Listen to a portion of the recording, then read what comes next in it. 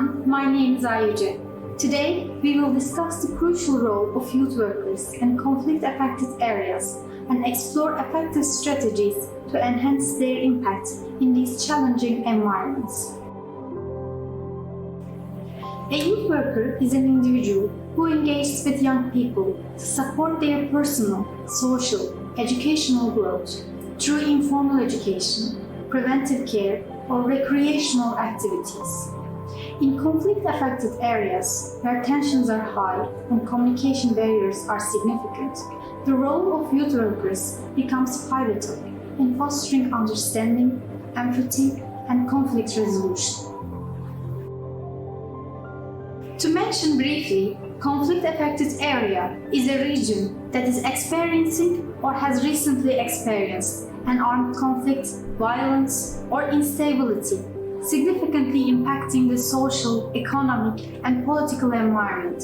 These areas pose significant risks to people's safety.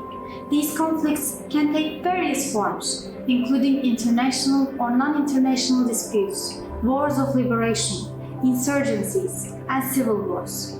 Such areas often experience extensive human rights abuses and violations of national or international law. For this reason, the importance of the youth workers increased gradually. Let's take a look at youth workers' roles in conflict-affected areas. First is to support young people for them to actively get involved in their communities, and encouraging their exploration and self-discovery, helping them to foster a positive image. Second is inspiring young people to generate and share their own ideas, provide interesting activities and engaging opportunities for them. Third, building community links. Try to strengthen the connection between youth work and community benefits.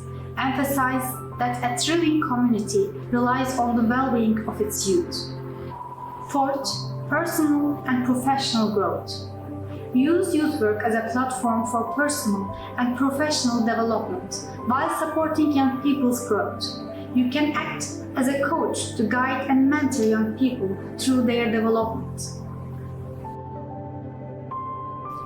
Fifth, offering education and creativity. Provide non-formal education and leisure activities that foster creativity and self-development. Creating spaces where young people can explore their talents and interests helps a lot. Sixth, fostering responsibility and identity. You can assist young people in understanding their identities and finding their place in the local community. Empower them with responsibilities to take an active role in their own lives.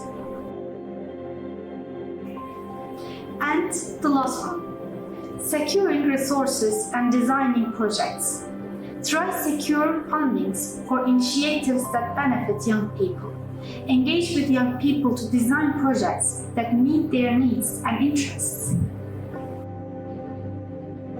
Now, let's explore why resilience is crucial for youth work in conflict-affected areas. The causes of conflicts and their effects may differ from one region to another. In this context, in order for youth workers to engage with conflict-affected areas and communities, they need to understand the area, the cause of the conflict, how people in that area are affected by the conflict. Besides, youth workers need to adapt the conflict-affected areas and identify needs of these communities. On the other hand, this might be challenging for youth workers who are not familiar with conflicts that affect the area. For this reason, promoting mental well-being among youth workers and make them prepared mentally against different types of conflicts are crucial for their effectiveness and resilience in supporting society. Engaging effectively with the community relies on their mental health. Without it, their ability to contribute meaningfully is compromised. To safeguard their mental health, several good practices and recommendations can be implemented. These include setting clear boundaries in various aspects of life, such as interpersonal relationships and workload, to prevent burnout and maintain a healthy work-life balance. It's also essential for youth workers to establish realistic expectations for their work and to take regular breaks throughout the day to recharge.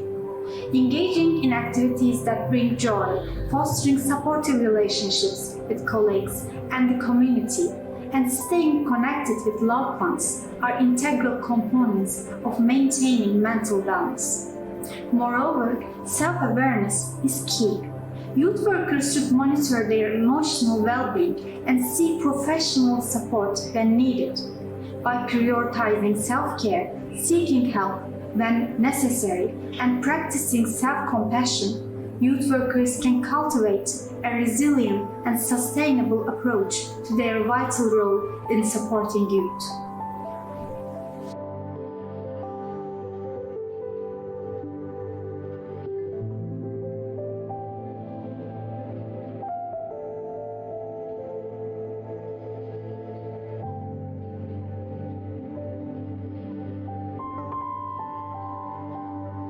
At this point, I would like to introduce our Self-Awareness Notebook workshop.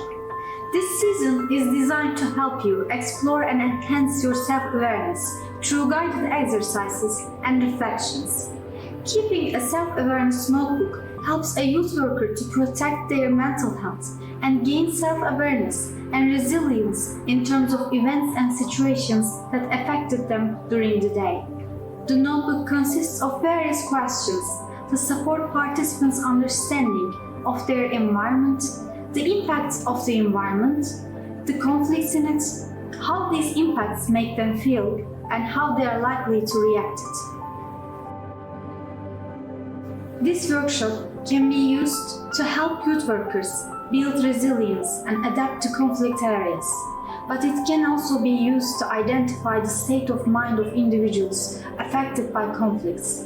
While doing this activity, you will need a notebook, pen, and a calm environment. Start by welcoming everyone and outlining the objectives of this workshop. Discuss the concept of self-awareness and its significance for mental health and effectiveness. Next, introduce the sections of the self-awareness notebook, providing instructions for each section to guide participants in their reflections can really help them. Feel free to use the examples and questions provided on the screen to help you find your thoughts and ideas. Then, you may create a calm and quiet environment for participants to reflect and write about their experiences. After this, you should allow time for writing and then facilitate a brief sharing season, where participants can optionally discuss their reflections with the group. You can also present additional mental wellness strategies, such as setting boundaries, taking regular breaks, and engaging in joyful activities. Additionally, remember encouraging participants to incorporate these strategies into their daily routines. You may conclude by summarizing the key takeaways from the workshop. You can distribute feedback forms to gather participants' input and thank everyone for their attendance. If you have any additional resources or support to share, please feel free to do so.